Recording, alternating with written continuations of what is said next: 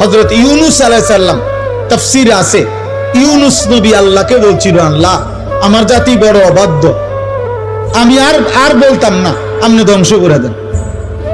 তখন তাফসীর আছে ইউনূস আলাইহিস সালামকে আল্লাহ বলছিলেন, ওই যে এখানে একটা লোক মাটি দিয়া মাটির পাত্র বানাইছে অনেকগুলো, তুমি একটু তার কাছে যাও তো।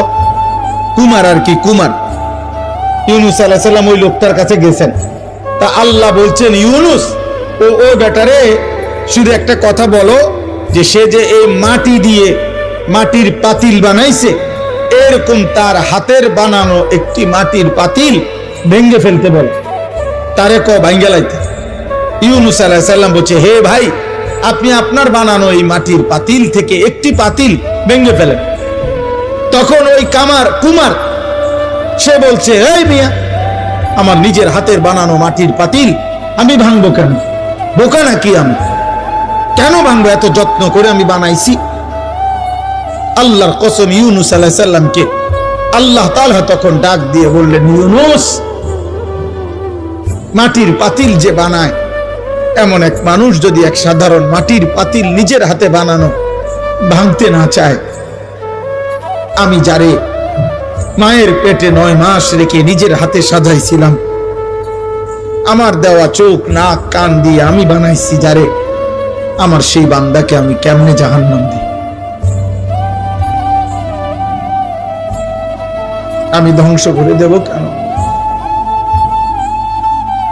ও যদি তার মাটির পাতিল ভাঙতে না চায়, আমি আমার এমন যত্নে গড়া বান্দাকে জাহান্নাম দেব কেন?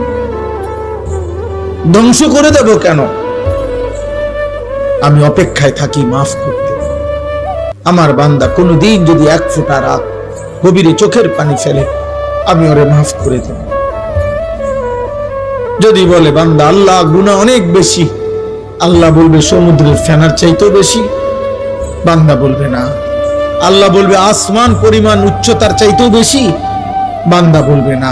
তা আল্লাহ বলবেন, বান্দা আমি তো আসমান ছোঁয়া পর্যন্ত গুনাহ মাফ করতে রাজি, আমি তো সমুদ্রের ফেনার চাইতেও বেশি গুনাহ মাফ করতে রাজি। এত সুযোগের পরেও যে বান্দা আল্লাহকে ডাকে না, সেজদা করে না, গুনাহ মাফ চায়, ঠিক আছে বদনসিব, তুমি তোমার জীবন চালাও। কে কার জন্য আটকাইবে? কারোর জন্য কেউ আটকায় না। আমি আবারও বলছি, শেষ কথা, কিশোর যুবক, মনে রাখো, স্বার্থপর এই দুনিয়া এত যান্ত্রিক দুনিয়া, এখন এত কঠিন বাস্তবতা যে আপনজনরাও ব্যস্ত, যার কারণে তুমি